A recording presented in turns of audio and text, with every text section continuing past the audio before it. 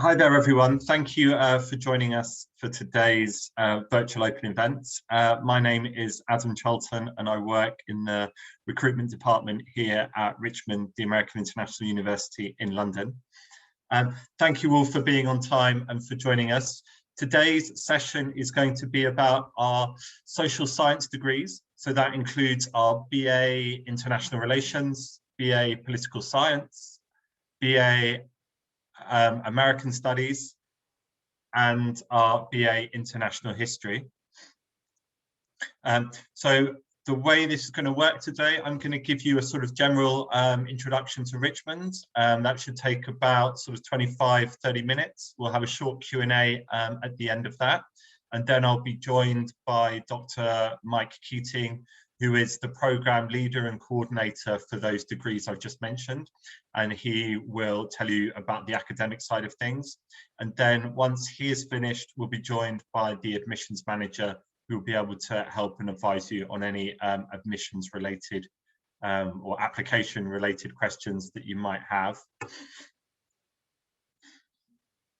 Before we start this session, I'm just going to play you a short video which has a welcome message from our provost. For those of you that haven't used Zoom before, if you just don't mind keeping your videos off and keeping yourself muted just for this beginning bit while we're showing the video. And then once we have the Q&A sessions or towards the end, if you want to unmute yourself, turn on videos, then please do. Also, just as we're going through the presentation, if you have the chat bar at the bottom of the screens, if you do have any questions or any issues, please do type them into the chat box and we'll answer those for you. I'm going to stop sharing my screen and then my colleague will just play the video. So yeah, please enjoy. Please enjoy, and I'll be back with you in a few minutes.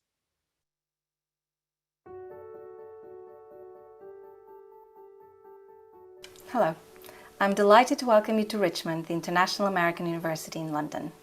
We have so much to offer and there's so much to gain by becoming a member of our international academic community.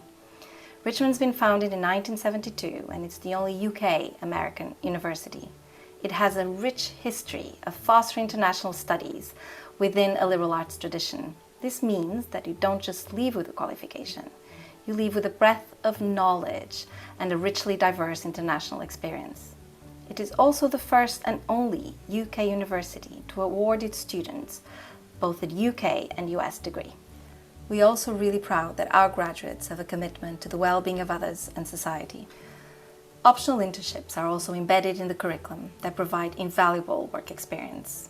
Our undergraduates do some sort of voluntary work, service learning, in a structured way that helps them develop a sense of personal and social responsibility and prepare them for complexity, to deal with complexity and diversity and change. It also helps them develop a sense of community that many of our students and alumni cherish. Thank you for joining us today to hear more about Richmond. I look forward to seeing you in London, one of the most exciting cities in the world.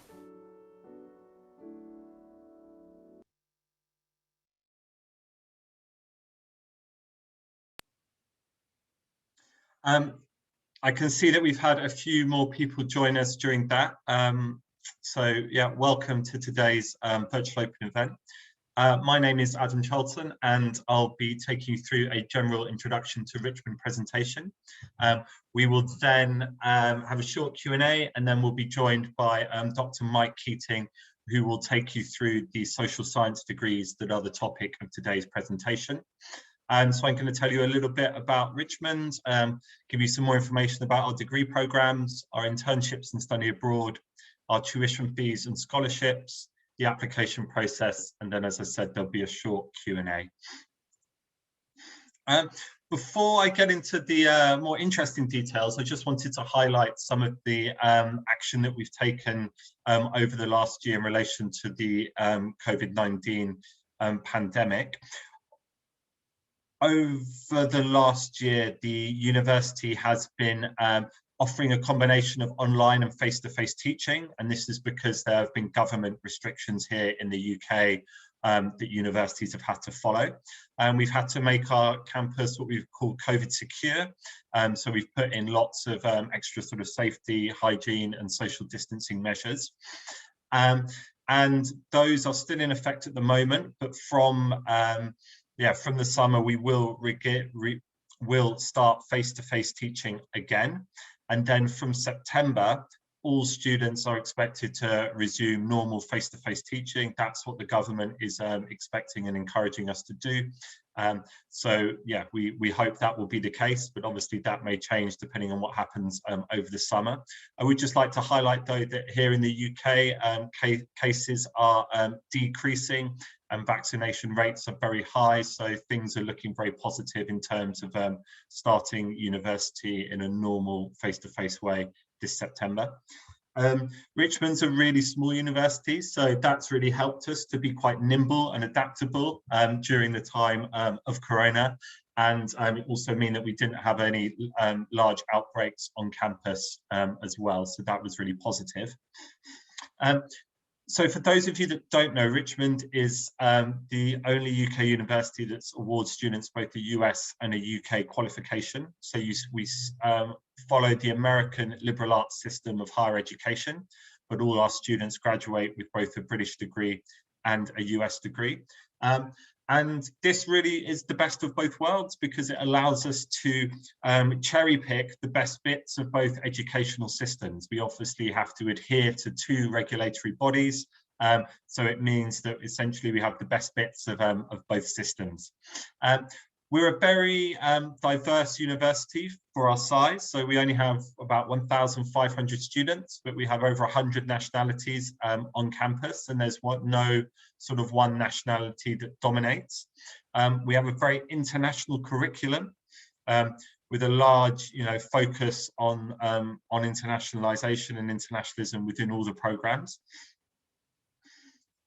Which is something that we're very proud of, and we continue to promote through sort of clubs and societies and more other social action that we do as an institution. In terms of choice, the US liberal arts system is very advantageous because it allows you to study these 2 different areas through the major and minor system. So your major is going to be the main part of your degree, and then your minor is going to be your secondary subject, the thing you study a little bit less. And so you've got a few more options, you've got a bit more flexibility, and you've got a bit more freedom to pick and choose the courses that you want to study and to specialize in the areas that you want to. If you're doing an international relations degree, that's quite a large topic. There's lots and lots of different areas in international relations.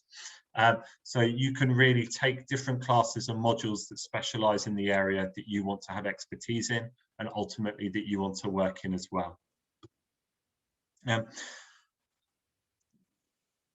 We also have, because of a very personal approach to your academic journey. So all students here, once they're enrolled, they'll be appointed their own personal academic advisor. This person is a full-time member of staff who is there to help you and to guide you and give you advice on your academic journey, the different classes you could take, maybe whether you should do study abroad, whether you should do an internship. This person will be here to help you and guide you through your 3 or 4 years of study. I mentioned before that we're a small university. Average class size, we have about 1,500 students, and average class size is about 25 students. And then within that class, you're going to be having, you're going to be with maybe 10, 11, 12 different nationalities. This is really great because it means you're studying in a nice, diverse international environment. The discussions, debates you're having, everyone's got a different opinion and perspective that they're bringing to the classroom, and that really does enhance your learning experience. We have some really generous scholarships that I'll tell you more about in a few slides, and we have a great internship program that all students can take part in. What makes it so special is that the internships are accredited, so they're 4 credit, they're inbuilt to the degree. We source them for you, and you're going to have a real graduate work experience, as opposed to just working in an office for a week and doing photocopying or making tea or something some other type of internship that you that you hear about that perhaps doesn't offer the type of value that ours do. We have high contact hours, so this is part of our US regulations. You have to teach more hours than you do in the UK system, so compared to British universities, you're going to get more class time. We have a really great study abroad or exchange program. So we have partnerships with universities all over the world, and you can go and study at one of these universities for a semester as part of your degree. And just, last point there, that all new students have accommodation in our main building. This is guaranteed for all students that have applied by the normal deadlines. What does all this, though, actually sort of mean to you as a Richmond graduate? So it means that you're going to graduate with a UK degree and a US degree. You're going to be part of our alumni network that's made up of 15,000 people from 140 different countries. This is a great resource for you to use when you're sort of as a graduate, when you're looking for jobs. Perhaps you go and work in another country to build up networks, to build up contacts. You're going to be a graduate with a 93% employment rate. So this is our government statistics for how many graduates are in full-time employment within 6 months of leaving university. We have also won awards for our student services. So that means that the support that we offer students in a pastoral, but also in an academic sense, has been recognised by industry bodies.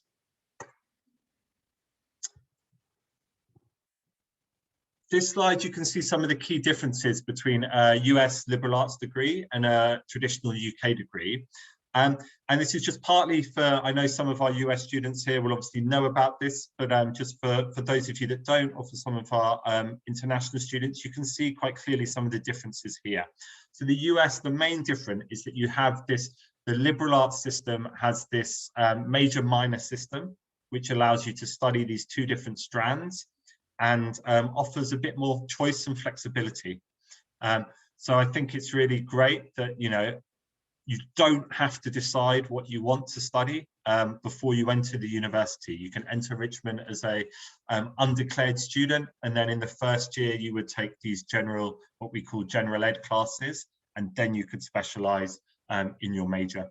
And also you have the ability to switch your major. So you can enter Richmond as an international relations student, and then you start taking some classes in politics, and you think, I want to switch my major to politics. You can do that very easily. In a UK system, you would have to usually repeat the year, go back and start your degree all over again. When you're studying your major, you're going to have a wide range of electives to choose from. So we study 5 classes a semester here at Richmond, 10 classes a year. And of those 10 classes, certainly in the final years, in your senior years, maybe 3 or 4 of those will be what we call elective classes, meaning you get to choose from a really long list of options.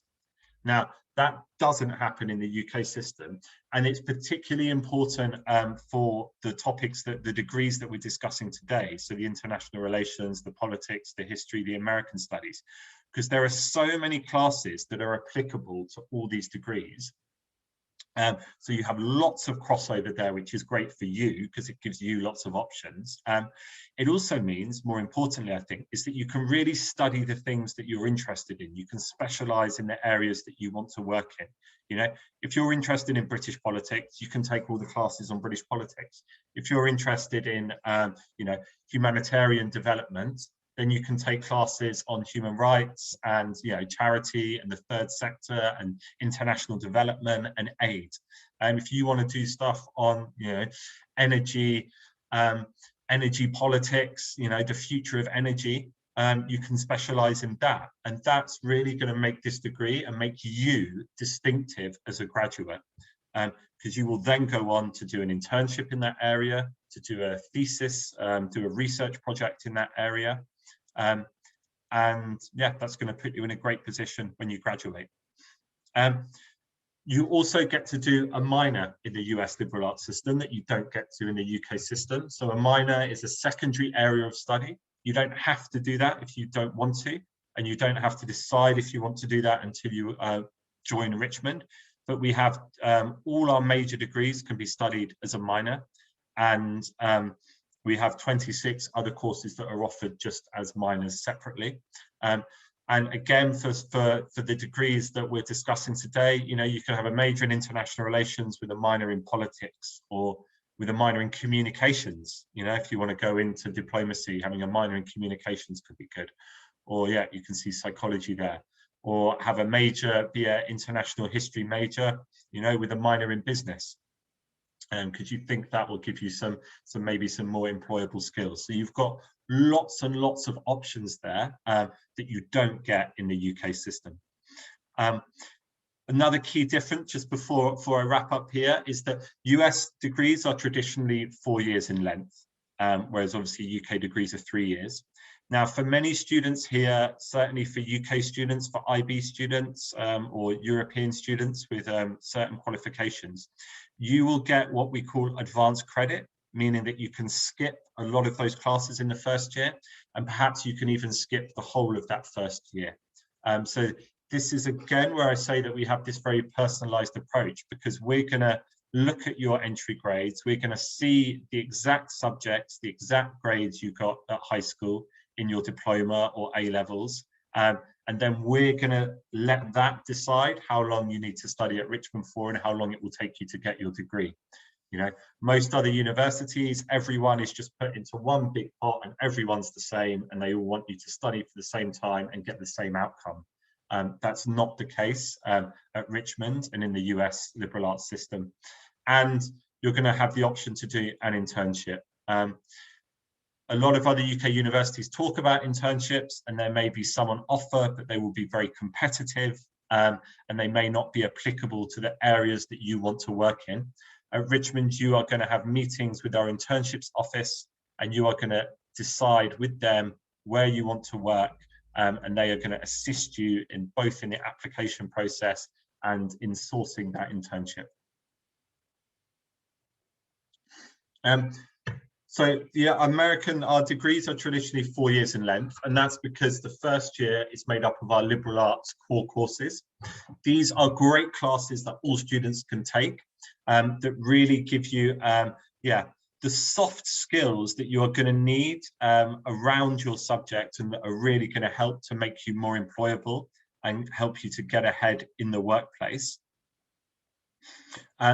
And the idea behind the liberal arts and behind this sort of general ed first year is that you need to have the breadth as well as the depth of study.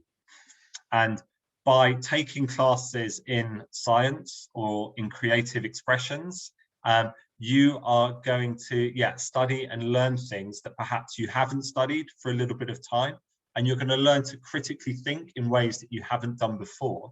And you may think, I'm a history major, I just want to focus on history. But it's, the world is interconnected. Having knowledge in other areas and around your subject is going to make you stand out. It's going to increase your general knowledge, and it's going to, make you, enable you to get more out of university study in general.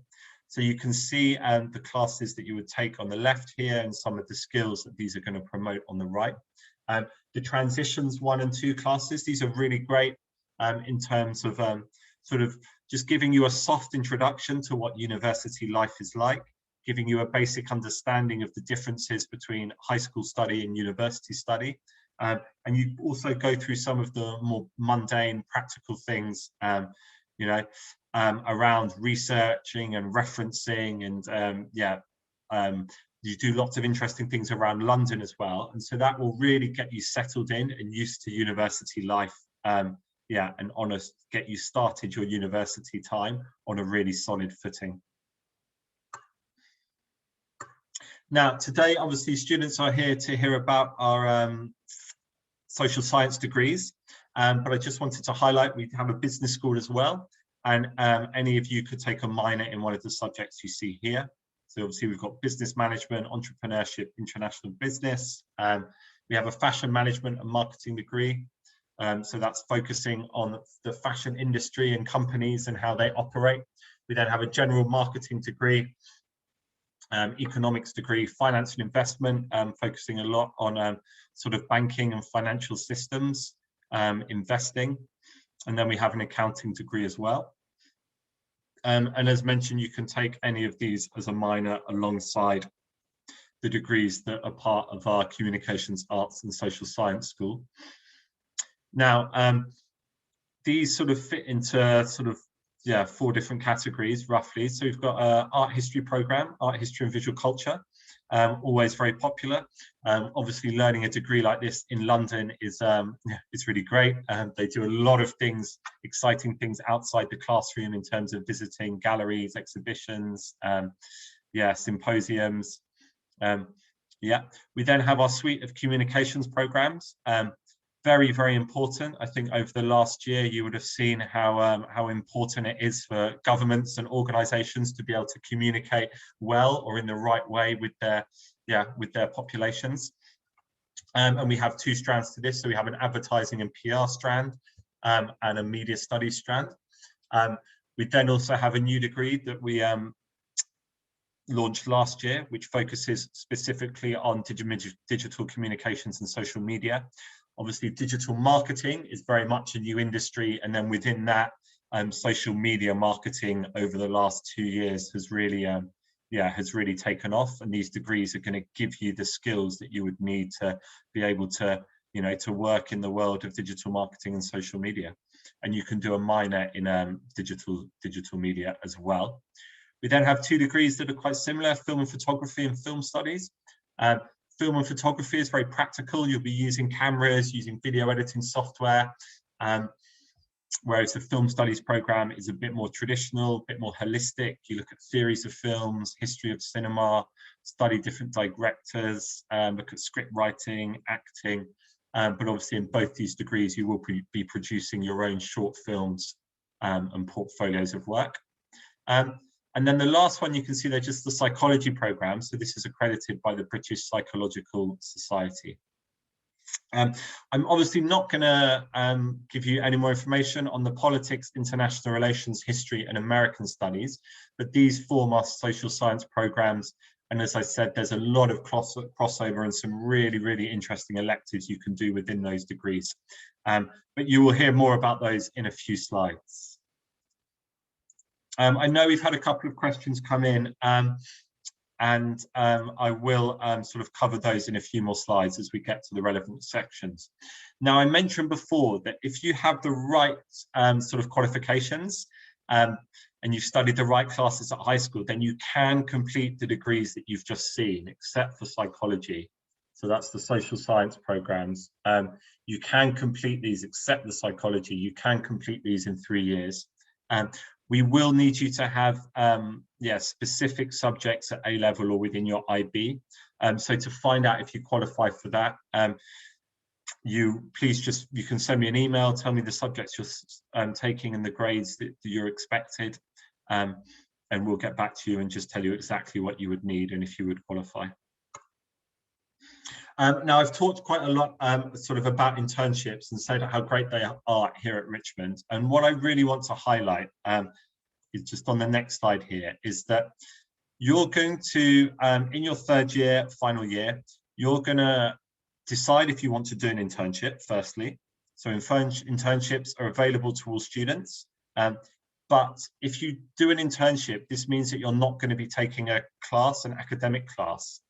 So maybe depending on what your career goals are or what type of job you have, you decide actually the internship's not for me. I want to learn and take this class instead.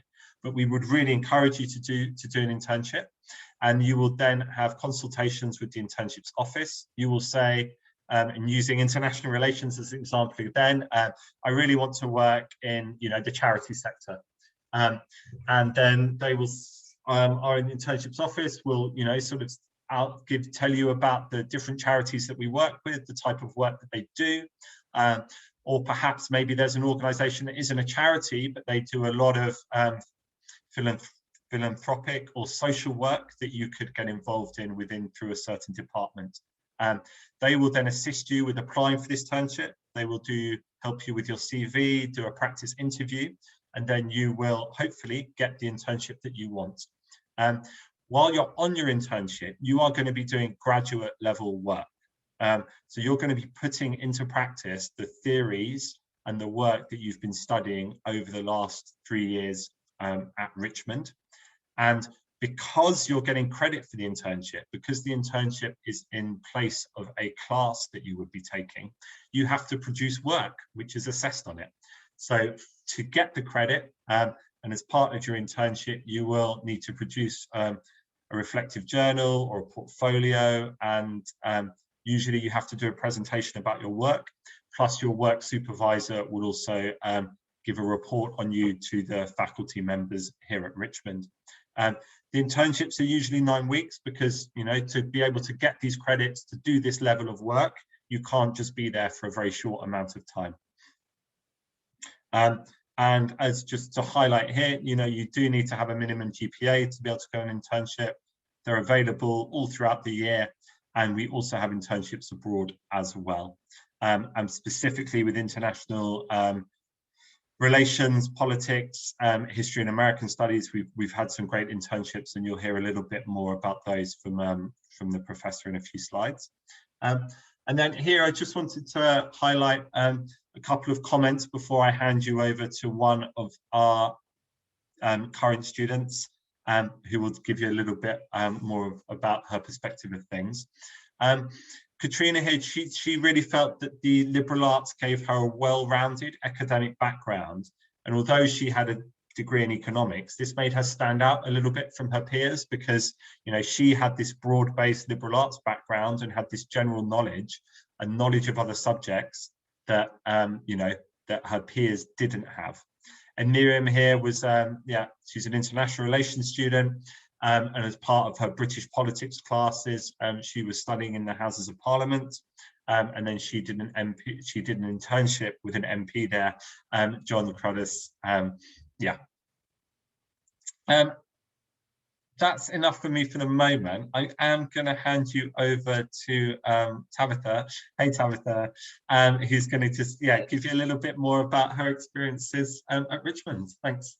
Yeah. So, hi everyone. I'm sorry that I can't see any of you, but that's okay. You can see me. So yeah, my name is Tabitha Bryce, and I'm a senior. So I just turned in my dissertation, and this is finals week, so we're heading into it. But my major is political science, and I am from Los Angeles, California. I was born and raised there.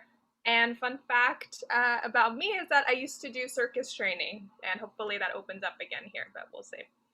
Oh yeah, next week, maybe next month. Yeah, we'll have to see. But why I chose Richmond. So I love the small classes because it's so personal, because you get to know that your professor. You're not just sitting in a huge lecture hall. The smallest class that I had was, I think, only 4 people, including myself. So it was so nice, and we all had such amazing discussions every class. And I've known my professors for 3-4 years now, and so it's just so amazing to see them, and you say hi on campus. The dual degree, of course, is so useful, where you get a US and a UK degree.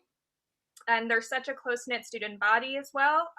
You cannot walk on campus without saying hi every 2 seconds. It's great sometimes, and then other times you're like, I have to get to class.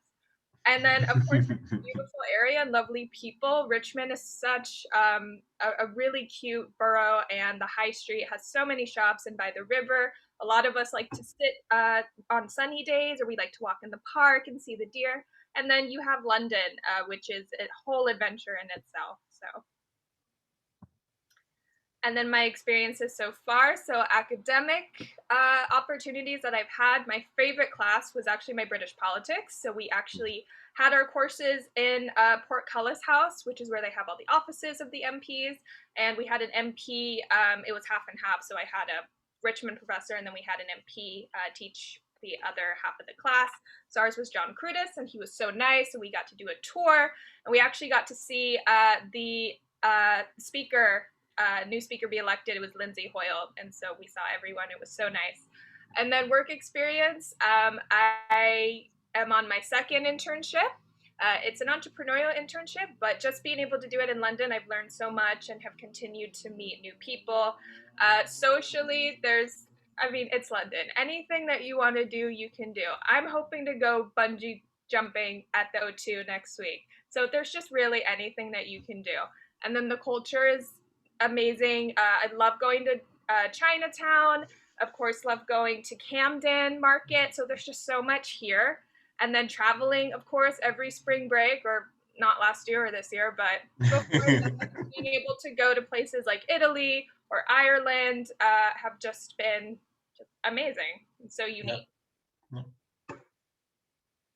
So what's in the future for me? Like I said, this is my last year, so I am graduating.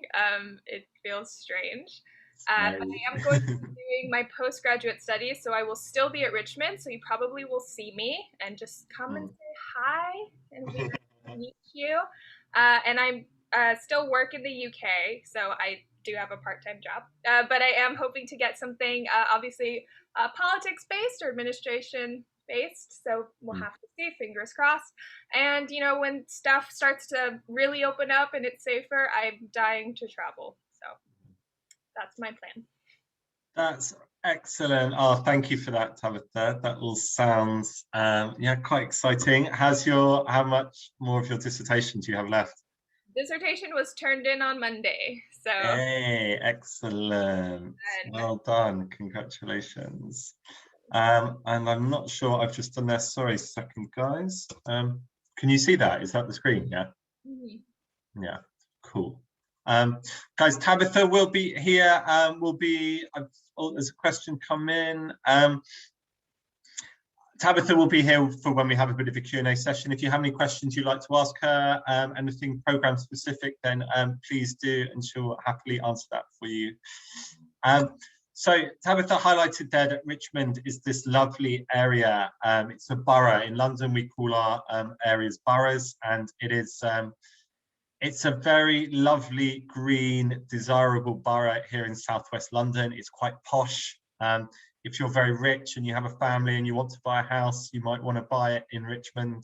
And that's partly because, as Tabitha said, it's really green and lovely and can be quite quiet, but it has a really cool, quite international sort of high street. It's like a small little town, and it's on the river.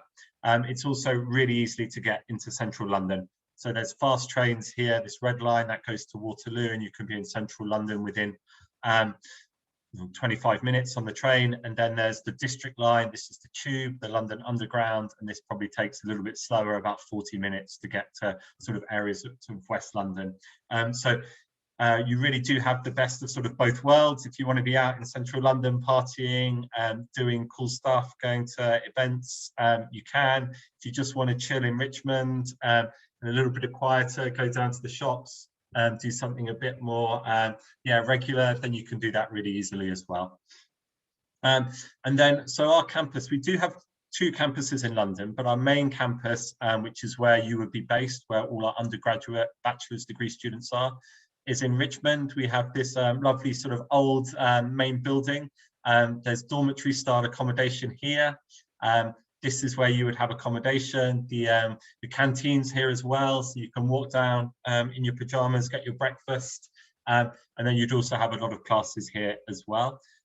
We have this building in Kensington, but this is just for our master's degree students at present. And then, I think you all know London is a great place to study as a student, and just to be generally, there's lots and lots of opportunities and lots of things that we do outside of the classroom that really complement what you're going to learn inside the classroom. And I think you'll see that that's sort of a feature of sort of the US liberal arts system more generally. You know, that we encourage this interactive practical learning within all our degree programs. And being in a city like London is super advantageous for you, because it is the global hub for so many of these industries. You think of advertising and PR, banking, business, finance, and then moving on to topics that that we're going to be discussing more today. You know, it's a political centre, sort of certainly within the UK and then within Europe as well. There's lots of NGOs, charities, and other third sector organisations based in London, and that's where you will hopefully be doing your internships at. And that's also where you can take advantage of a lot of more sort of random opportunities. There could be some talks going on at other universities that you can go to as students. There can be sort of exhibitions, protests, lots of great things that you can do outside the classroom that are going to complement what you're learning inside the classroom. At Richmond, we have quite a developed study abroad program. So this is an exchange program where you can go and study at one of our partner universities for a semester or for a whole year. And this is a really great opportunity, particularly for sort of UK students to have an international experience. I know if you're not from the UK, you're already studying abroad by coming to Richmond, but it's a way for you to spend a semester somewhere else and have a cool international experience. So you don't delay your graduation because you take the same classes you would be at Richmond, but you're doing it at this partner university.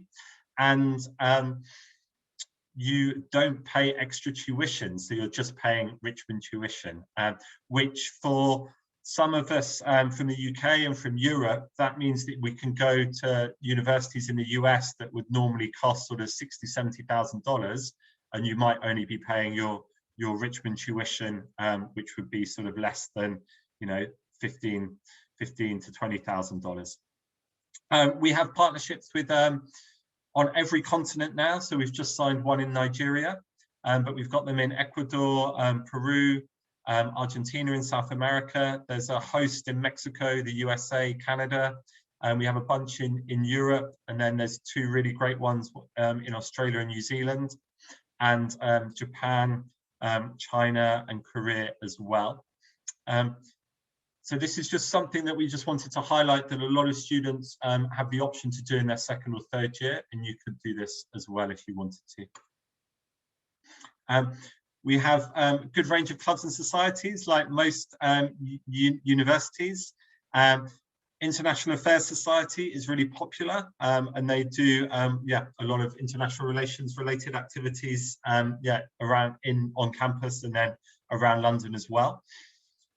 What's really great at a small university like Richmond is that everything is student led and student run, and so you are empowered to sort of start, manage and run your own club or society, and then you can get students to join and do events of your choosing, and there is even funding available for this from the student government as well.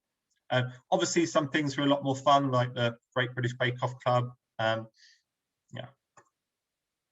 The university also puts on its own events for the students. So we have a great Halloween party every year. There's Thanksgiving. Obviously, as an American university, Thanksgiving is really popular for us, and we have a special dinner for all the students.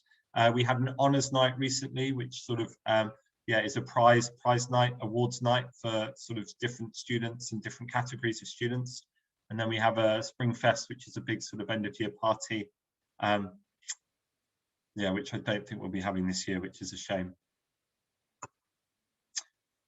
Moving on to some more sort of practical details. Entry requirements you can see on the screen there. So these are minimum requirements. And as I mentioned earlier, if you do have the higher your grades, and if you do have higher grades, then you can get what we call advanced credit, meaning you can skip some of the classes in the first year or possibly even complete the degrees in 3 years. I haven't listed every qualification here. If you do have the German Abitur or the Italian diploma or the French or Spanish baccalaureates, please send us an email. Please have a look on the website. There are some other countries' qualifications listed there. And for US students, we don't require SATs or ACTs. If English isn't your first language, though, we do require some sort of English language test, and you can see the main ones here. Pearson test of English is also quite common as well. For UK students, We have this very generous scholarship of £3,085. So this is an automatic award to all students that meet our entry requirements. And then you can see here for our European and international students, we have an award of £5,500 for all EU students. So again, this is an automatic award. You don't need to do an application or submit anything. So once you apply and we know your final grades, we will confirm your scholarship. And for international students, we also have the scholarship. We also have merit-based awards as well. These are tiered. So broadly speaking, if you have a lower high school grade, sort of 65 to 75%, you would qualify for £2,000 to £3,000 scholarship. If you have higher high school grades, sort of 75% or 85% and higher, you can qualify for one of these awards.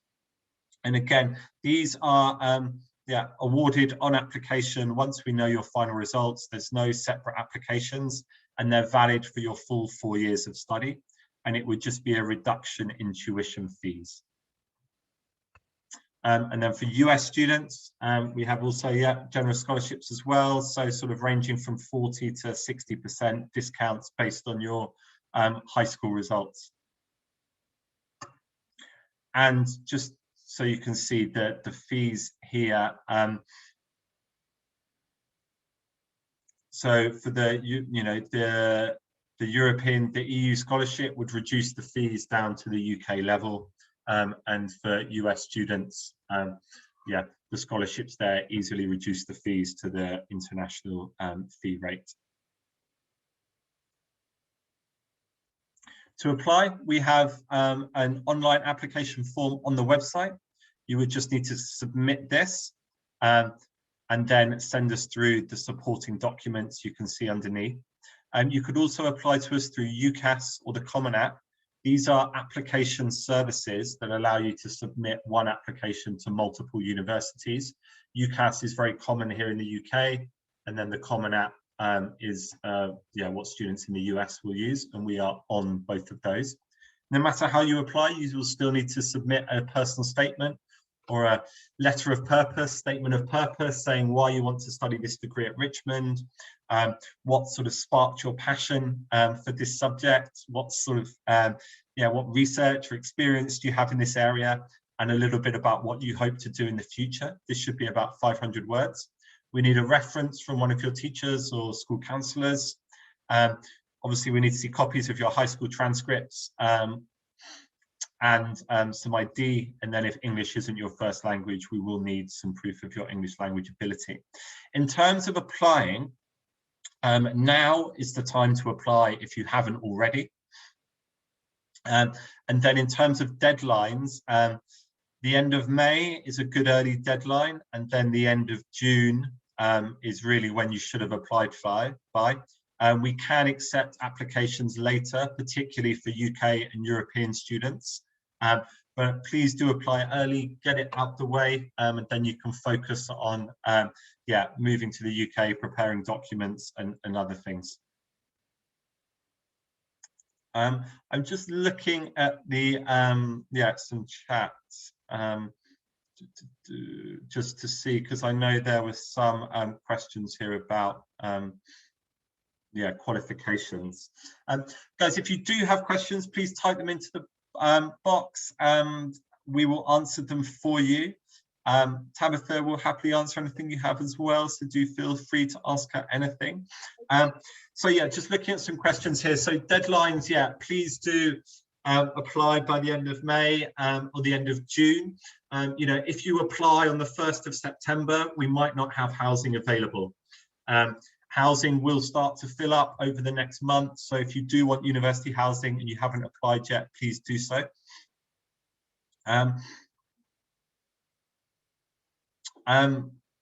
Tabitha, there's a good question there about adjustments coming from California. Can you see that?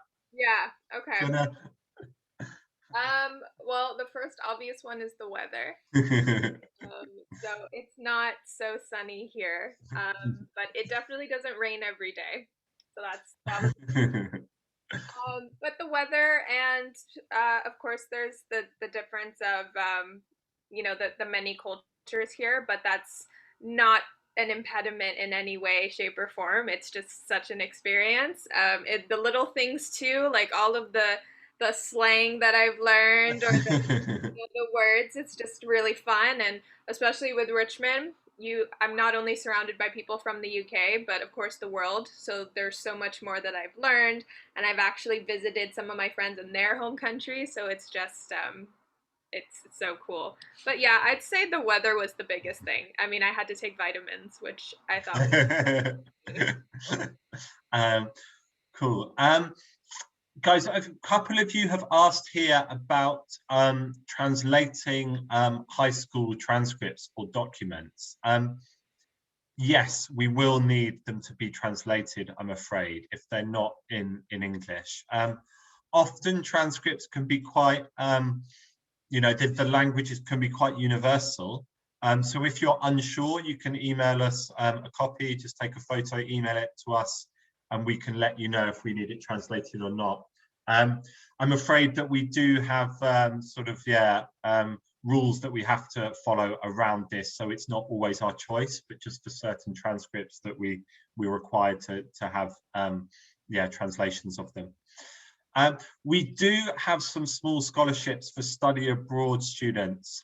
So if you're studying at another university and you want to come to Richmond for a semester, then there are some scholarships available to you. So sort of 10-15% discounts. So and just looking at another question here, how long do we get to stay in the US on the study abroad program? So you can only study abroad for a maximum of 1 year. And you can do 2 semesters in the same location, but it would usually be 1 semester in one location and another semester in another. But you can discuss that with the study abroad office. Once you have applied, you will certainly, or you should hear a decision within 2 weeks. So someone asking, how do we know, when do we know if we get accepted? So if you submit your application, standard, they'll process that within 5 days and then make you an offer. And the accommodation, so the tuition fee prices I showed you a couple of slides ago, that's just for tuition. So accommodation is on top of these fees. So this is just tuition fees. And accommodation ranges between sort of £7,000 and £10,000 for the year for room and board, depending on your room. If you are looking to join us in fall 2022, then you don't really need to submit an application till 1st of October. That's when applications will officially open. You can apply now. I think the application form is open, but there's no incentive, there's no advantage. Please just apply to us in October in the usual way. And if you want to study abroad in the US for more than a year, I'd probably recommend just going to university in the US. They have lots of universities there. If a lot of UK institutions will have partnerships, or same in Europe, where you can go and spend a semester in the US, but beyond that, it's probably best to go and study in the US. And yet you can apply now if you haven't finished high school yet. Obviously we will need to, it's fine. Please do apply now. If you haven't finished high school, send in the transcripts you have to date. And then when you get your final transcript in the summer, you can email that through to us.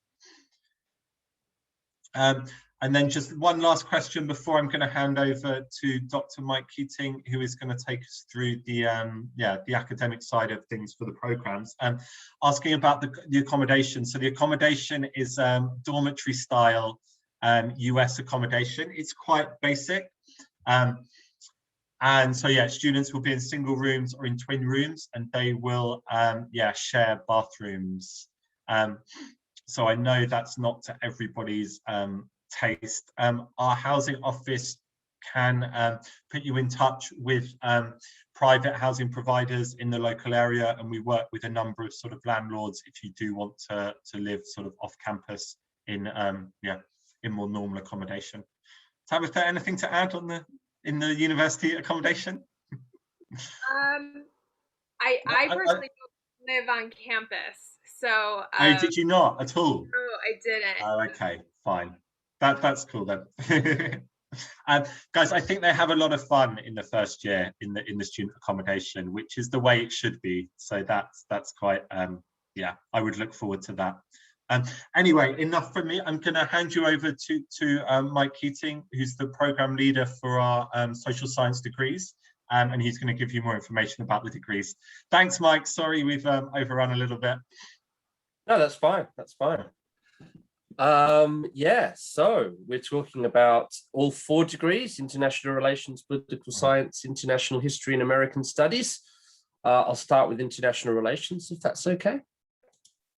But obviously, all of these degrees have things in common with one another. I mean, firstly, they're all in London, which is a fantastic selling point in of itself.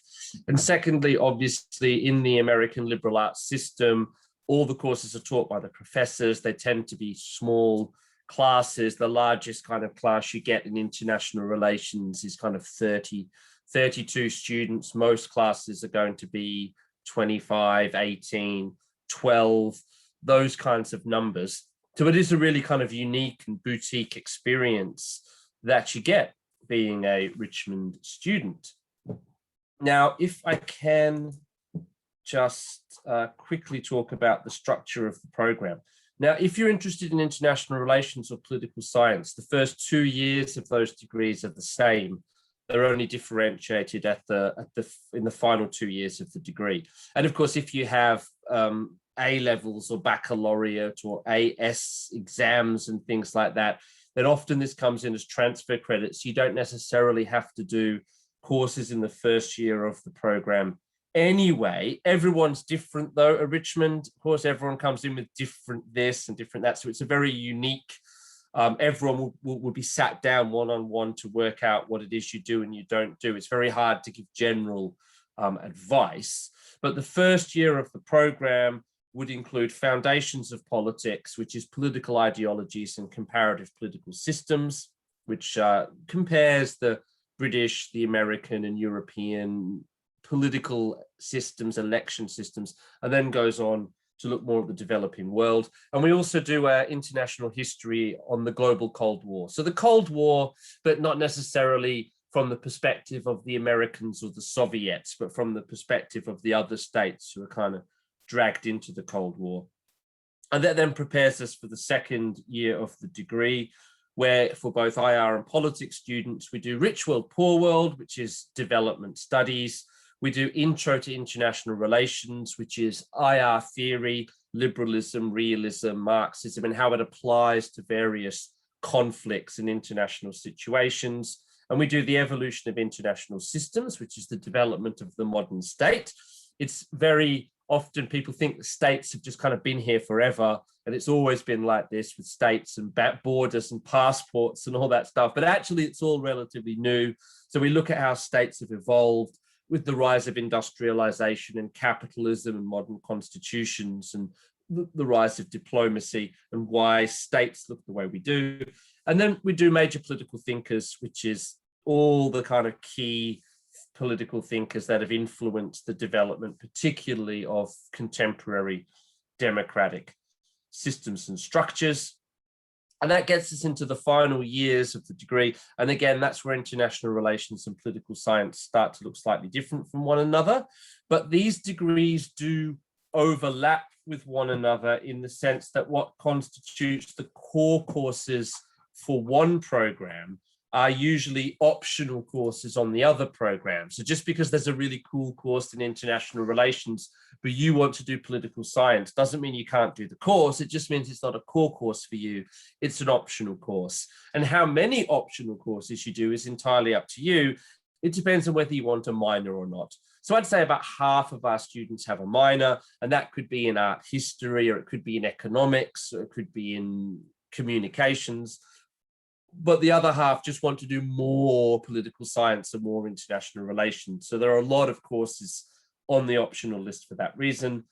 The core courses for international relations are global development politics, global governance, which is the systems and institutions and structures of world politics, the UN, but also non-state actors, multinational corporation, global social movements, including illegal global social movements, criminal gangs, global terrorism, ISIS. We do security studies, and then we do a research methods class, which everyone does to prepare us for dissertations in the final year. The options in the third year of the degree, which is the UK second year equivalent, are mostly regional studies. So it's Latin America, Eastern Europe, the European Union, the USA, East Asia, the Middle East, British politics, which is taught out of Parliament House with a British MP, politics of sub-Saharan Africa, Russian politics and history. There's a Chinese social history course. So lots of material there. And then you get to the final year and students take their capstone course in international relations theory. They do international political economy, which is about global economic crises and pandemics and things like that. We do the politics of international law, which is definitely not my area at all, but we have someone who is an expert in that field. And then you do your dissertation and you choose from a list of thematic options, which includes sustainable development, empire and migrations, conflict and peace, human rights, diplomacy, foreign policy, energy, environmentalism, gender politics, democracy and democratization. IR students are probably going to fall into a couple of different categories. We get what I will call the hardcore guns and bombs crowd who will want to do security, conflict, violence, terror, those kinds of courses. And then we get IR students who are more interested in global development, global institutions, who are going to do courses like policy making in a globalized world, democracy and democratization, sustainable development. But at the end of the day, you get to kind of pick and choose because it's a long list of options. You get to do that. You get to do an internship if you want, and then you can kind of decide what kind of internship you want to do. And of course, you choose your dissertation topic. So we do get students who end up specializing quite a lot, and then we encourage them to go on and do specialized master's degrees. And then, of course, we have a very strong alumni network, which reflects those students really who've done these degrees and gone into these what they call non-linear career paths, because obviously studying politics or IR is not like studying dentistry. You don't become a political scientist or an IR scholar necessarily. We do have a few students who've done PhDs in our academics. We've got a lot that work in fields like mainstream politics or work in law or work in journalism. We've also got lots that work in business and lots that work in the third sector, which is like NGOs and charities and international development.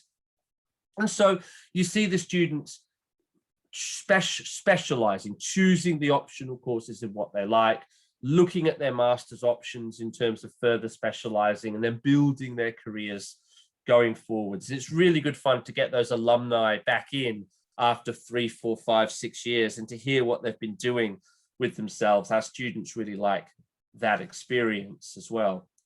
Political science, as I said, the first 2 years is the same. In the third year, we do global development politics again, but we also do political economy, which is like political theory, talking about capitalism, Adam Smith, Karl Marx, the full kind of spread of views. We do British politics as a core course. It's an option for IR majors. We do research methods, and then you have the same list of optional courses. In the final year for political science, we do political theory, and we do policy making in a globalized world, which is a public policy core course. And we have lots of, again, the same list of optional courses. Not all of the assessment in this degree is going to be essays and exams.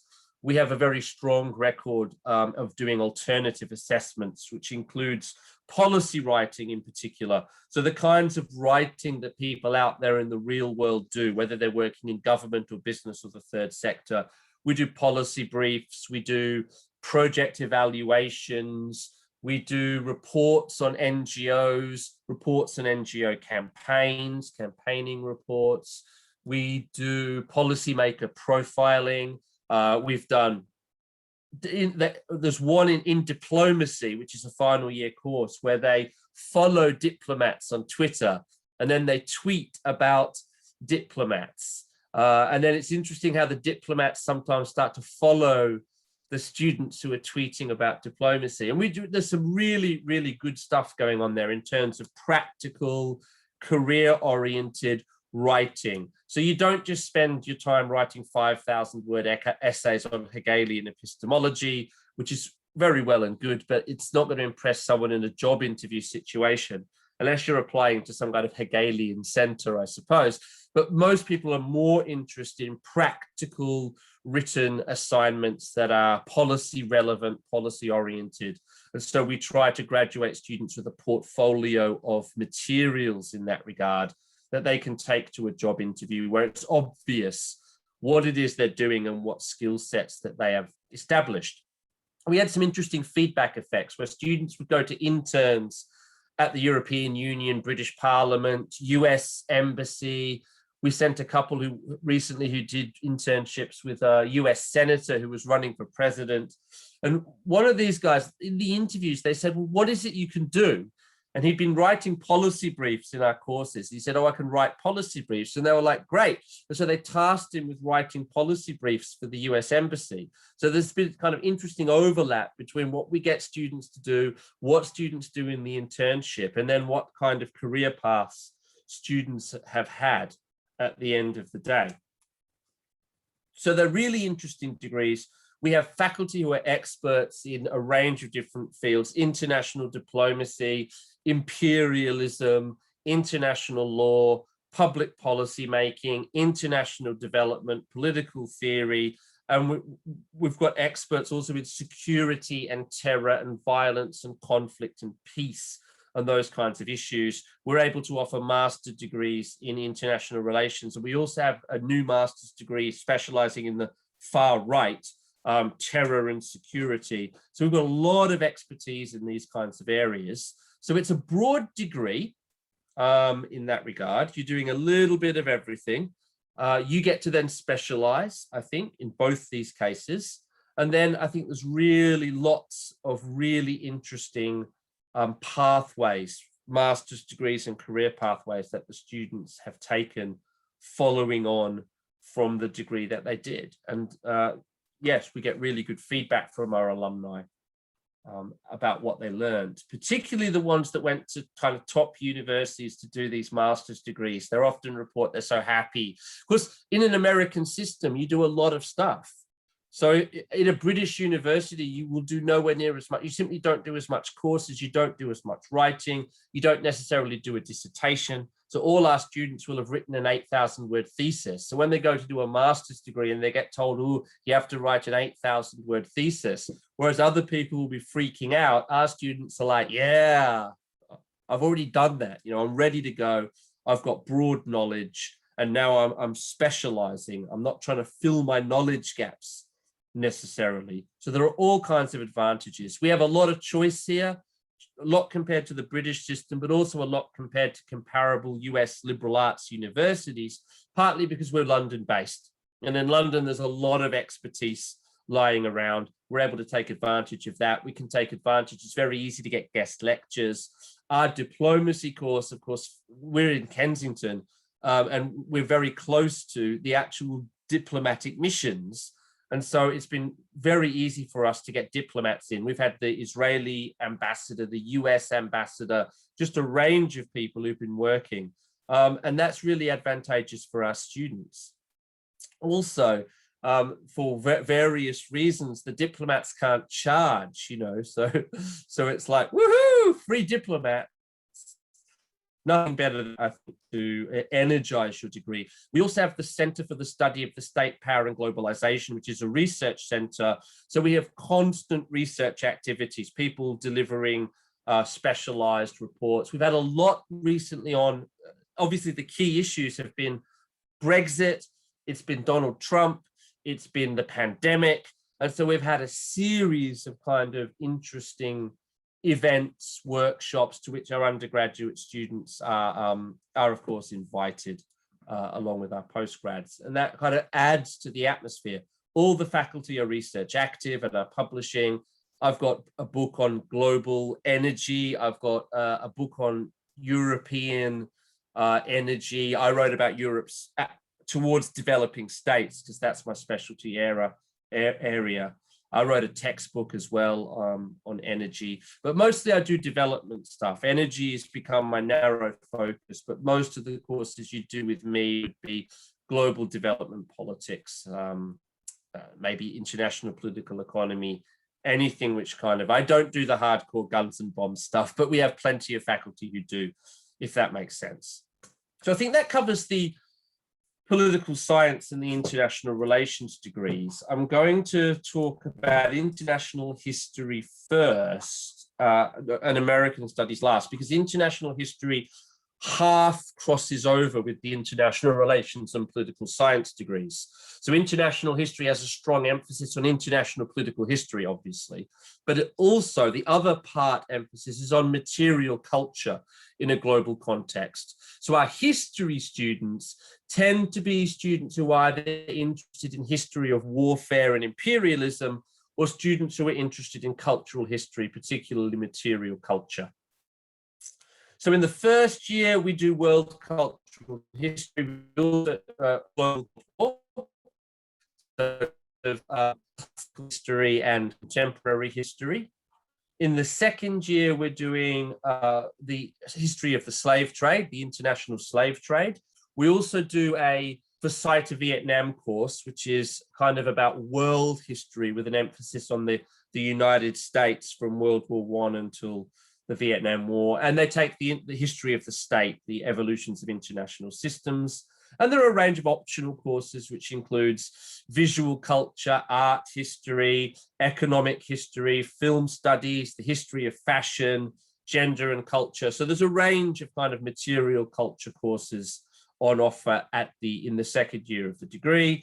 In the third year, we do fascism and nationalism, which are, again, the kind of political history courses. And then we do Rome in the East, historiography, which is like the research core course, and then comparative monarchies, which is a Games of Thrones, and they're more the material culture courses. Then there's lots of art history and visual culture courses you can include in the degree. History of design. There's a London Design Museum. Of course, there's so many art galleries and museums in London for history students to take advantage of. Prehistoric art, history of photography, history of London, of course, Saxon and Viking. And then there's a range of politics courses that are also on that list. So again, our students are either going to be taking material culture or political history kinds of courses. It depends on them. In the final year, we do propaganda, we do culture, power and empire, the imperialism kind of core course, migrations and diasporas, and we're doing visualizing enlightenment, art, idea and material culture as our kind of material culture core course. And then once again, lots of art and visual culture courses, lots of upper division history courses, and lots of IR and politics courses that you can choose from. And again, we've got strong records with getting our history students into master's programs and PhD programs, doing internships in art galleries and museums. Lots of our history students historically have done a study abroad semester in Italy. Right now it would be Rome at John Cabot, which would be our preferred option. We have a partnership arrangement there where they can kind of work towards a minor in art history. So that's the kind of, but you can go anywhere in the world. It's such a flexible degree, these American degrees. You can spend a semester anywhere and bring the credit back in, or go to one of our partners, and we have partners all over the world. But our history students have tended to do an art history kind of minor study abroad. Now, for some of you, this is already a study abroad experience, and you now want to come to London. I don't want to then spend a semester in New Zealand or Australia or Italy or America, and that's totally understandable, but there are some students who do want that as part of their degree, and so we include that set of options. Now, as for American studies, it crosses over significantly with history. Yes, it does. So about half of the American studies degree is going to be the American history, American politics courses that we've already talked about. which would include the site of Vietnam, the history of the slave trade, the Latin Americas course, politics in the USA, US foreign policy. But there are also a bunch of American culture courses that are included in the American Studies degree. So we do foundations of American Studies in the first year. In the second year, we do visual culture, film in the Americas, which isn't just Hollywood, that's the Americas understood broadly. And then in the third year of the degree, we're doing cultural theory, we're doing mainstream cinema, which largely is Hollywood, and politics in the USA. We've also got American television drama, which is like Mad Men and The Walking Dead. That's like one of our most popular courses. We do sociology of culture, subculture, and celebrity and fan culture, science fiction, cowboys and aliens. And then, as I said, they're the cultural studies courses. There's a range of American history and politics courses to take. In the final year, America's Culture Wars, which is really about the idea that America's kind of lots of different countries in cultural terms, which are a single country in political terms, if that makes sense. So we're looking at how this then pans out in contemporary American political culture. We do the American presidency, which is obviously a hardcore American politics class. We do contemporary US history. We've got From Pop to Present, which is the history of pop culture and American art. We're offering a Caribbean course. And then there's just a range of different optional courses in politics and IR and communications and history for American Studies students to take. And again, we've got some specialists in American Studies. We've got Nicola Mann, who does the American television, American art. We've got a specialist in pop culture and world music and American music, and in the globalization of cultural forms, who works in American Studies. And then we have a range of American history, American politics people teaching on that program as well. It's a relatively new program. And obviously, there is the opportunity to do a study abroad semester in Argentina, Canada, the United States of America. There are partners. Obviously, if you're an American student, you're less likely to want to come over here to do American studies with the opportunity of a study abroad semester in America, where you come from.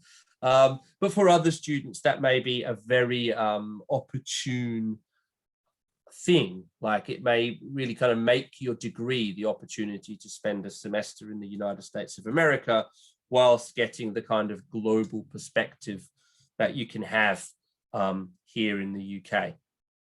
So I think there's lots of things to be said about all these degrees. Again, small classes based in London, the great atmosphere, lots of courses in an American liberal arts university. You're taught by the professors. We don't pay PhD students to do the teaching for us. These are the advantages of a small liberal arts university. They're usually going to suit people who are themselves from an international background or come from a small high school background, or who have traveled a lot, or have parents from mixed backgrounds, or have that kind of, you know, if you struggle to answer the question, where do I come from? Well, you know, that's our core kind of student. But we also, the students who want that experience, if you see what I mean, who may have spent their whole lives in Stoke and have never left Stoke, and they're looking, or whatever the equivalent small town would be where you come from, and are looking for this diverse, international, mixed experience with international students, international faculty. And it's just such a different experience to what you might otherwise get, that it's really worth considering, I think. And then the success of our graduates is kind of speaks for itself. We're working on getting more of that up on the website, but there's a long list of master's programs at top universities and career paths that the alumni are currently pursuing, that really just tell such a great story about the university. And I think, yeah, you know, if you have any questions, I'm of course happy to take. I don't know what's going on in chat. There may be some questions. Yeah, it's been a bit, well, there have been some questions, but there hasn't been There were generic ones. Yeah, Yeah, specific for you yet. So guys, if you do have a specific question about one of these programs or something more generally, that yeah, please do let us know now, and Mike will answer that for you. Yeah, otherwise I'll just talk a bit more about some of the specific courses that I'm teaching, just out of interest for you. So I do sustainable development for the final year students. And what we do there is the course is assessed by, you find an actual project in the developing world that's designed to promote sustainable development. And then we do a project evaluation.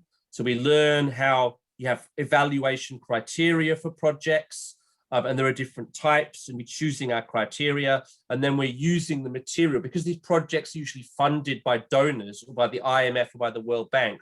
All of the material for the project is usually available online. So we can take that material, plug it into a framework for evaluating the project, and then come up with a project evaluation document at the end of the day. And this could operate in green, so forestry, it can operate in blue, it can be about water systems or oceans or beaches or the fishing industry, it can be brown, it can be about urban pollution, it can be about community development. There's so many different topics that students find really cool projects on. And then they're writing something where they know this is what people are actually doing in the real world. For every US dollar, $1 spent on aid money, $1 is spent on auditing how that aid money was spent and how successful it was, right? So doing auditing, evaluations of projects, oversight is a real life skill, if you see what I mean. So we try to produce students that have done, as I say, this kind of policy writing and have this kind of practical expertise. And that's just an example of a course. Guys, if there are, I'll be able to send you some general sort of information about the programs over email after this, so you can have another look through then. If you do have any questions, please type them in. Otherwise, we'll be moving on in a few minutes, and just to go over some more admissions. There's a question there about internships. I mean, obviously there is a world internship offer, right? So it is possible to do an internship in the United States of America as part of the degree program. Yes. So we offer our internship program is mostly centered in London, but we do have third parties that we work with where you could do an internship abroad, whether that's in the US or in Asia or somewhere else. So that is definitely something you can do. How many minors maximum can you take with your major? That does depend, because obviously what you could have as many as you like, but what I would say is it's not worth getting 7 minors and taking an extra year to do it when you could be doing a master's degree, if you see what I mean. So it's easy to do 1. It's, and I'd say half the students do that. Some just don't want a minor. Yeah. It's very American to want to have a minor, you see, but other cultures, they're not that interested in it. But many of the ones who do have a minor do 2. It becomes more complicated once you're trying to get 3 minors or more, but it's not impossible. But as Mike said, more than 2, you're probably going to have to study for longer, which then opens up a whole different set of questions about why, what's your purpose for that? And there's obviously extra cost associated if you're doing more than 2. These questions about visas and staying in America, obviously we're a British university in Britain, so I've got no idea how any of that would have anything to do with getting visas in America. I'll go through those with Gemma, Mike. No, that's cool. That's cool. But we definitely send students to America to do the world internship. We sent 2 to Hawaii, who worked with a US senator. So we've had some excellent ones. And we've had, on other programs, we've had lots of students go and work for various organizations in the US as part of their internship. So it's definitely a possibility. Guys, thank you, Mike. I think if there's nothing else, then we'll move on to our next little section of the afternoon. Hey. Hi, Gemma. Hello. Good timing. Hi, everyone. Cool, fine. Mike's gone. So, guys, I have with me Gemma Haddy-George, who's our admissions manager here. And just, I know there have been a few admissions-related sort of questions come through. And I'm just going to share our the slides relate about admissions again, just to sort of highlight our requirements for you. Well, excuse me 1 second. That's the wrong thing.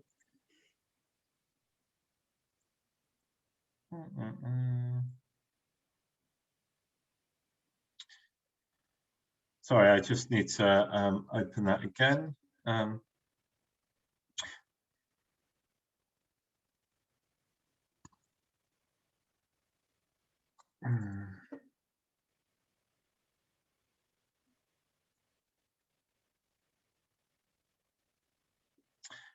Guys, if you do have specific questions around the visa, about the application process, your entry requirements, what you need to write in a personal statement, we've had a couple of questions about deadlines, Gemma. Maybe you want to start and just outline the deadlines.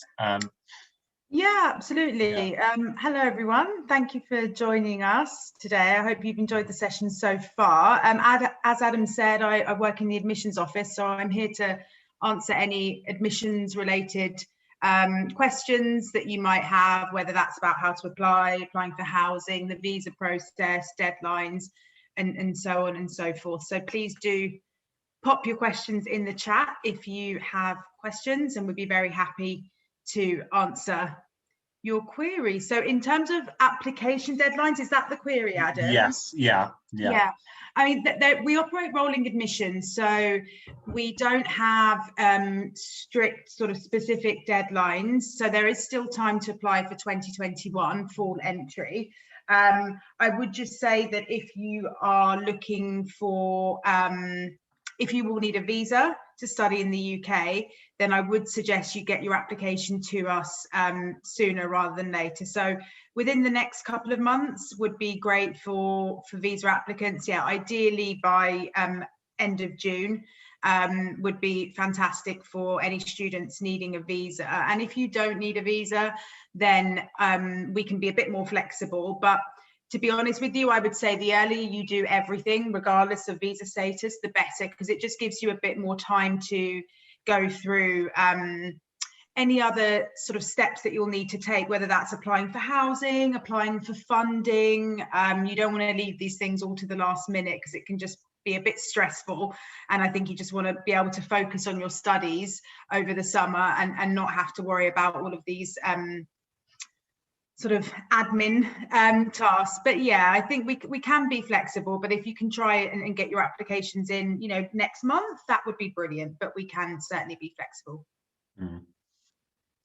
And then also just something else asking about okay, I'm going to look at some of the questions in the chat here. So just generally about translations. So if your documents, so if your transcripts or your school records, whatever they might be, if they're not in English, then they will need to be translated into English by a certified translator.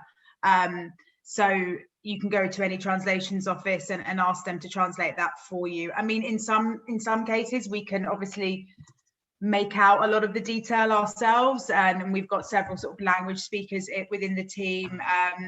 So we can usually try and muddle through, but obviously for official purposes, we do have to have official translations. So it doesn't have to be everything. It would just be your main sort of school leaving qualification. I'm afraid, yeah. Do Europeans need a visa after Brexit? I mean, unfortunately, that is the case. So if European students who are already here in the UK, who arrived in the UK by December and applied for pre-settled or settled status under the EU settlement scheme, don't need a visa and have up until June to apply for settled status or pre-settled status. So that's sort of the first group. But if you are a European student currently residing in the EU, I should say, and you haven't moved to the UK prior to the withdrawal deadline, then I'm afraid you are going to need a visa to study in the UK. But don't worry, we're here to help you with that. It's a big change. I realise it's a very big change for our European students, but there are some sort of steps in place to help make that a smoother transition. But we're here to guide you through that process. So it's nothing for you to worry about, but absolutely something that you should be aware of and have in mind in terms of, you know, your timescales and getting ready to enroll. So just to give you all a bit of a sense of the time frame, we can start issuing you a document called a CAS that you need to apply for your visa once your offer is unconditional. So for a lot of you, that's not going to be until, you know, June, possibly July, depending on your country and what measures are in place to release final qualifications this year. So that there is definitely still time ahead, but we would then be able to start working towards issuing your CAS, which you need to apply for the visa. And a sensible amount of time is, I would say, what we're aiming for is at least to allow 4 weeks for your visa application, just so that you can get that in time and not have to be waiting for, you know, to get your passport back at the last minute or to learn if your visa's been approved. So yeah, I mean, we should all be thinking about applying for visas in the summer once you've got your final results. But yeah, I think 3 to 4 weeks is a sensible amount of time, but the more lead time you can have, the better, because obviously this year we'll have more students applying for visas than ever before, because European students will need to apply for visas. So we don't want people to get caught up in a backlog, let's put it that way. So the earlier we can jump on it, the better. Okay, is the meal plan mandatory? If you're in the catered options, then the room price, it includes the meal plan. I think it would be quite difficult to live, obviously, if you were to live on campus and not be on the meal plan. I'm not sure how you would have, I guess you could survive off takeaways. But yeah, I think most students who are on catered sort of facilities will have to be on the meal plan. So is that your understanding, Adam? Yes, that is my understanding. So we have a couple of options which are self-catered. So you would have to choose that as a housing option. Yeah, we'd need to look at that, just because we may have some sort of different availability in terms of our housing. But yeah, if there are self-catered options available, like Adam said, then that would be the one for you to go for. That would be the one to tick as your preference. Okay. It is nice, just to highlight there, it is nice as a first year student, you know, to be in the dorm, in the main halls of residence with the other first year students on the meal plan. It just takes that sort of factor of cooking and managing that bit of your life, out of the way when you've got so many other things that you're adapting to when you first start university. Exactly. No, absolutely. I think it's anything you can do to ease the transition. Why not? And then I saw something about applying for housing there as well. So you would have to, housing applications are sent by our housing office to students once they are applicants and they're at a sort of certain stage in the journey. So that's right. Just worry about applying, being accepted, and then we will be in touch with you about housing. That's right. Yeah. So like Evan said, you know, it's a stage that comes a little bit further on in the process. So once you've submitted an application and once you've been admitted to the university, if you choose to accept that offer, and we obviously very much hope that you will, then at that point you'll automatically receive a link to the housing form and instructions on how to apply for housing. So it's all completely automatic. So if you think you should have received that link and you haven't, then do let us know.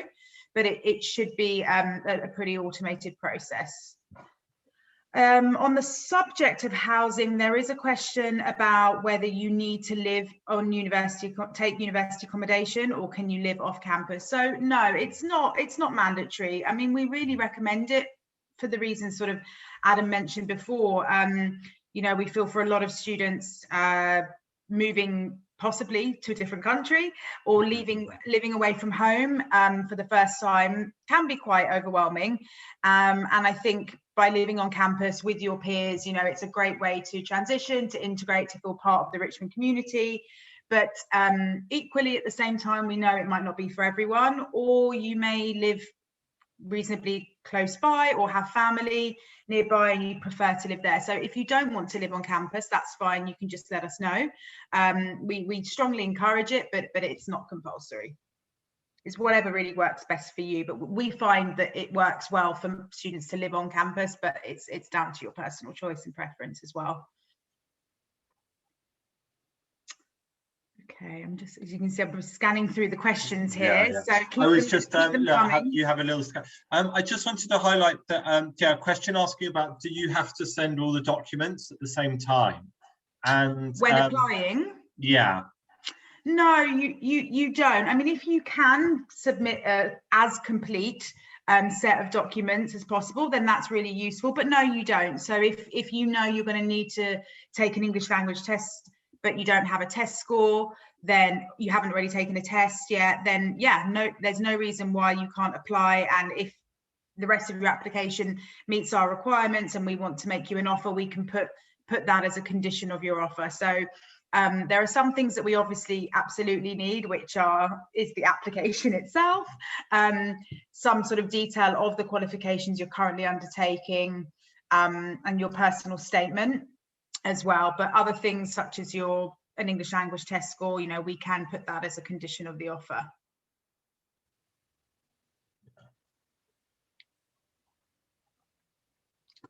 Okay. In terms of time frame for accepting, yeah, that was the other one. Sorry. The offer. Yeah. So yeah, if you have an offer from us and you're debating a number of choices, then I think it depends how you've applied. If you've applied through UCAS, then UCAS has its own sort of separate deadlines that you have to respect. So if you've applied through UCAS, and many of you might, you know, it's not compulsory, so you might not have applied through UCAS. But if you have, then you need to check on UCAS track what your decision deadline is. So that depends on when you applied and when you received all your decisions back, and you'll have a date by which you need to confirm your firm and insurance choice. And if you don't do it by that date, then UCAS rather kindly declines them all on your behalf. So let's not fall into that trap. But yes, if you've applied through UCAS, you need to refer to the UCAS specific deadline dates. If you've applied to us directly or through the common application, for our US students, we have a priority deadline date of the 1st of May. It's not a strict deadline date. We take deposits after that date, but it's our sort of early priority deadline date. And for everyone else, really, again, much with the application process, you can, there is flexibility in terms of accepting your offer, but the sooner you do it, the better. But there aren't any absolute strict deadlines. As long as we can get everything done that we need to get done, then there's plenty of time for you to consider your options and see which one you prefer. But as always, if you want to apply for housing and if you want to apply for funding, the sooner you accept your offer, the sooner you can move on to those next steps too. And just question here about some sort of travel things. So the first thing, just to say, that obviously if you're doing study abroad for a semester, whether that's a Richmond student going to another university, or you're just coming to Richmond to study for less than 6 months, then you don't need a visa. So I think there's someone here that's planning to do study abroad with us. So yeah, they wouldn't need a visa. Yeah, if you're just coming for the one semester, then you don't need the student visa we've been talking about up until now. Yeah, yeah, exactly. Yeah, you just need it is a visa, but it's a stamp in your passport. You can get it at port of entry for a lot of countries. If you're from the US, you can get it when you arrive in the UK. So it's a slightly less intensive process, but yeah. That's just for one and then semester. just to highlight on that one as well, that yeah, there is free Wi-Fi on campus. So there's, yeah, the whole campus is covered by a wireless network. And then, yeah, students, obviously we have European electrical or UK specific electrical sockets and supplies, which can be a little bit different to US ones or ones from other countries. And generally people just bring an adapter. Yeah. So yeah, standard adapters usually work, yeah, very well. And yeah, the housing office and student, there'll be some in the summer, sort of in August, we will have some what we call pre-departure webinars with our student services department and some current students as well, lots of members of the student government. They will attend that and give you sort of more detailed information about exactly what you need to bring, and yeah, give you a bit more of an insight into how to adapt to life in London, or yeah, in cold, grey, wintry London in winter. If you're anything like me, the temptation will be to pack every single thing that you own just in case, because you might need it.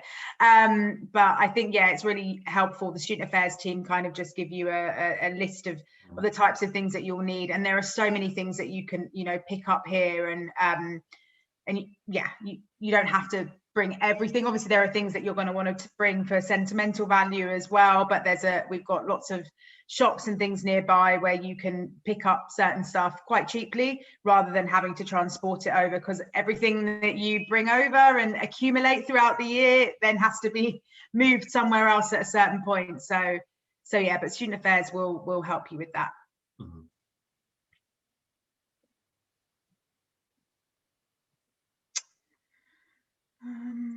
Do we have any other questions about sort of entry requirements, application process, scholarships?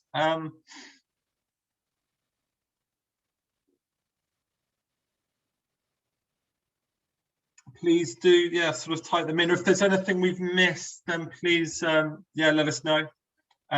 Equally, if you want to unmute yourself, you can, and that's absolutely fine. And just to highlight, we have on the website, there's a how to apply section, which obviously, yeah, lists the information that's here. It also has a link to our online application form as well, and has a bit more general information as well.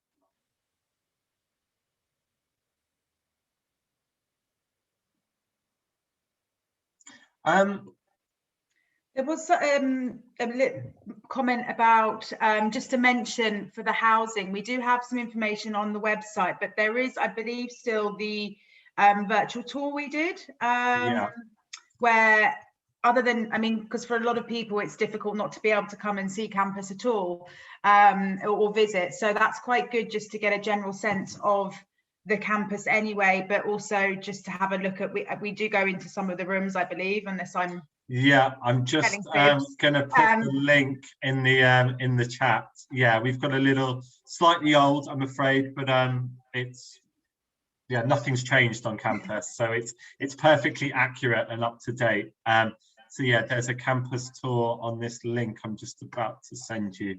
So please do watch that, and you'll see a bit of the food as well, I think.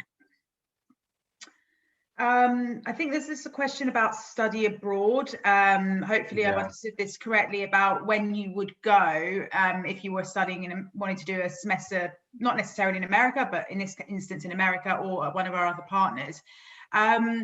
You would tend to do that probably in your second year, maybe the first semester of your third year. So, but usually in most cases it would be in the second year, purely, well, for a number of reasons, but one of them being you need to do a certain number of credits at Richmond from your final 2 years in order to be awarded the degree. So it wouldn't make sense for you to go away in your final year or towards the end of your third year. But I think it's also quite good to settle in your first year, get the lay of the land, and then it's quite nice to then study abroad in that second year for a semester, or in some cases up to 2. Mm-hmm. Yeah. Okay. And then I've just put in a link here, which is to our virtual open day site. And if you scroll down to the bottom of that page, there's quite a few good videos on there. But if you scroll down to the bottom, you'll see some information about the accommodation, and there's a video of the campus there as well. So that should give you a sort of better insight on what it looks like.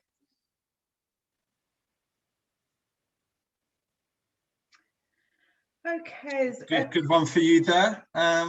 That's I was going to try and pronounce your name, but I'm going to struggle. So, but yeah, congratulations, and yeah, that sounds really positive. Well done. Brilliant. If you can send that in to us, we'll take a look at it. But sounds good.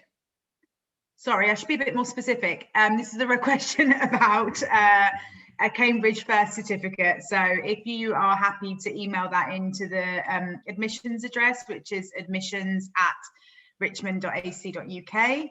And I'm sure Adam is typing that possibly into the chat right now for you all.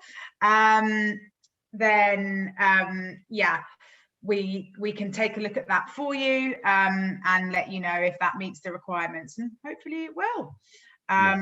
It depends. I think it will depend on the grade a little bit, won't it? Yeah, we'll just double check it, but sounds good. So far, so good.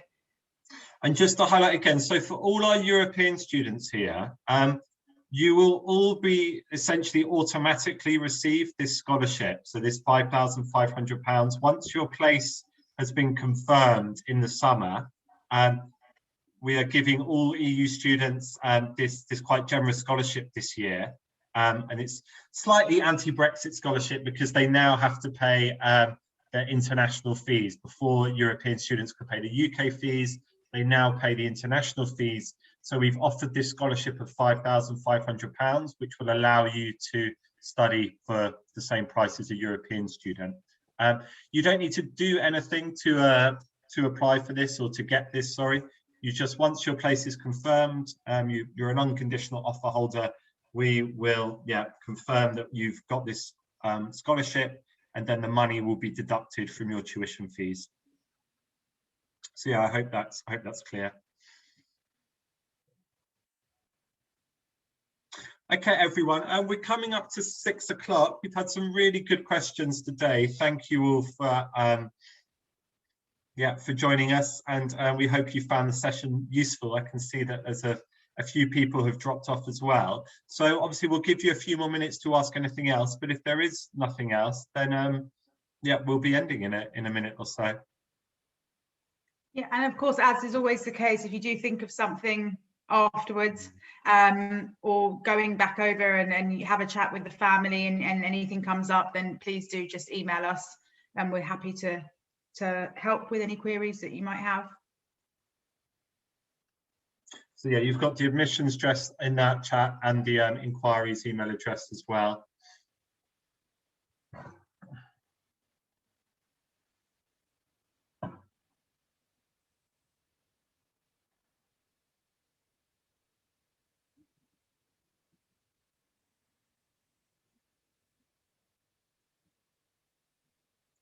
Okay, everybody, if there's no other questions, we're going to end the end the session now. Thank you all so much, and we will be in touch over email. And as Gemma said, if you do think of anything else, this evening, tomorrow, over the next few days, then please do let us know. Just one last question's popped in. What date is the last date to send in our application?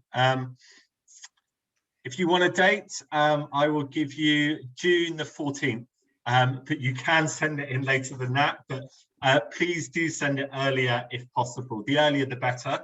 And you can send in some of the documents now and then send in the rest at a later date. But yeah, end of June, would be the latest date. Okay, everyone, thank you all for joining us today. I'm now just going to slowly shut down the session, so some of you will be logged off. Thank you.